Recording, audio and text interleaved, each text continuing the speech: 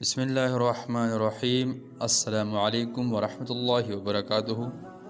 انشاءاللہ امید ہے آپ سب لوگ ٹھیک ہوں گے۔ بھائی آج کے اس ویڈیو میں آپ لوگوں کو بہت ہی آسان اور مجرب وظیفہ بتا رہا ہوں۔ آپ لوگوں سے صرف یہ خاص ہے کہ ویڈیو اینڈ تک دیکھیے۔ اگر آپ لوگ ہمارے چینل پر نئے ہیں تو ہمارے چینل کو سبسکرائب کریں تاکہ آنے والا ویڈیو آپ لوگوں کو بر وقت پہنچ سکے۔ یہ جو دعا میں آپ لوگوں کے ساتھ شیئر کرنا چاہتا ہوں، یہ جنت کے خزانوں میں سے ایک خزانہ ہے اور جنت کے دروازوں میں سے ایک دروازہ ہے، اور یہ دعا 99 امراض کی دعا ہے۔ یہ دعا جو میں آپ لوگوں کے ساتھ ابھی شیئر کرنا چاہتا ہوں 99 امراض کی دعا ہے۔ تو یہ دعا آپ لوگ تھوڑا سا سنیں۔ دینی اور دنیاوی مشکلات کے حل کا وظیفہ۔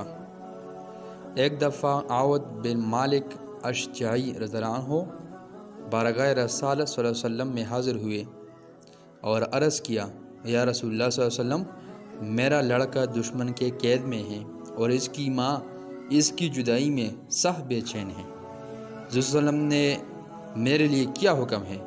آپ صلی اللہ علیہ وسلم نے فرمایا، اللہ سے ڈرو، صبر کا دامن مضبوطی سے پکڑ لو۔ میں تجھے اور تیری بیوی کو حکم دیتا ہوں کہ تم کثرت سے لا حول ولا قوت الا باللہ کا ورد کیا کرو۔ انہوں نے ایسے ہی کیا اور ان کا لڑکا اس کی برکت سے مال و دولت لے کر خیر و عافیت سے اپنے والدین کے پاس پہنچ گیا۔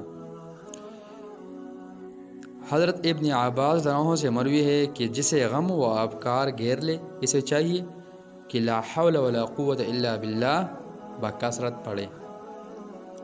یہ جنت کے خزانوں میں سے ایک خزانہ ہے، یہ جنت کے دروازوں میں ایک دروازہ ہے۔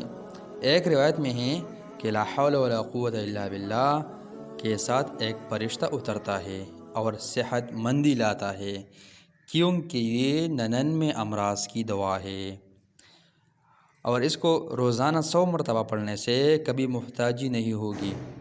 اس کلمے کے عمل سے بڑھ کر کوئی چیز مددگار نہیں ہے۔ تو یہ آپ لوگوں نے اس کلمے کی فضیلتیں سنی۔ اگر آپ لوگوں کی ویڈیو اچھی لگی تو ثواب کی نیت سے اس ویڈیو کو آگے شیئر کریں تاکہ دوسرے بھی جتنے بھی مسلمان ہیں ان کو بھی اس سے فائدہ پہنچ سکے۔